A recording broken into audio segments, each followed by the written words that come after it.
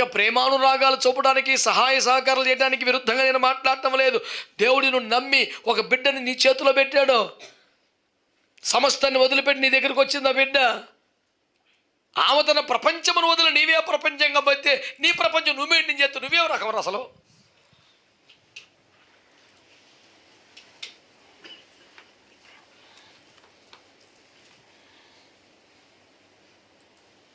భర్తలందరూ నా ఇంకెరగా చూస్తున్నారు ఇందులో. దేవునికి స్తోత్రం.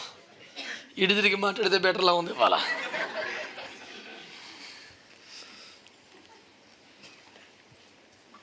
These people seems to be very happiest people today.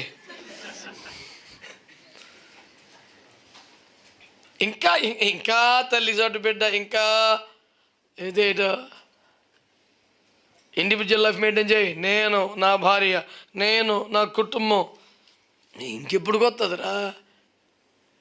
నువ్వు పెళ్ళి అయిపోయింది, 20 సంవత్సరాలు అవుతుంది, నీకు 2-3 పిల్లలు ఉన్నారు, నీకు కొన్ని బాధ్యతలు, నీ ఉద్యోగం ఉంది, వ్యాపారం ఉంది, కొంప ఉంది, గోడు ఉంది, ఇంకా అమ్మ, అన్నయ్య, నాన్న, తమ్ముడు, చెల్లెంటి వీళ్ళని ఎప్పుడు డెవలప్ చేస్తావు?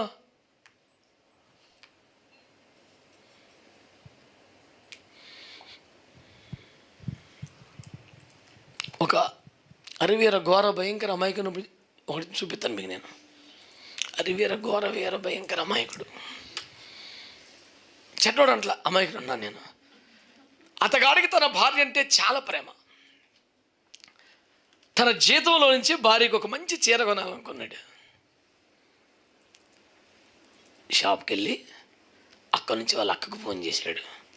అక్క, మీ మరదలకి చీర కొనాలనుకుంటున్నాను, నువ్వు సెలెక్ట్ చేయవా?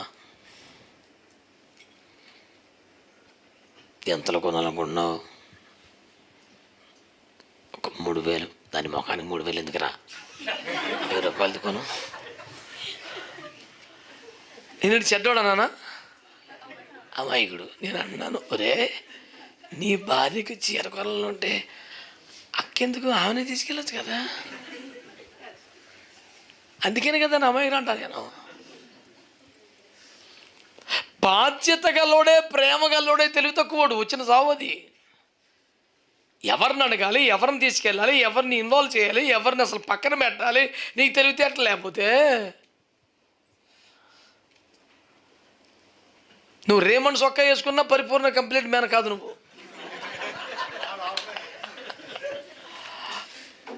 రేమండ్ క్యాప్షన్ చూసారు మీరు? కంప్లీట్ మ్యాన్ అంటాడు. మరి ఇలాగైతే ఈడు ఇంక అరకొర మ్యానే.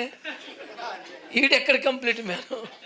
ఒక డెసిషన్ తీసుకోవడం రాదు, బిళ్ళ కొరకు ఏం చేయాలో తెలియదు.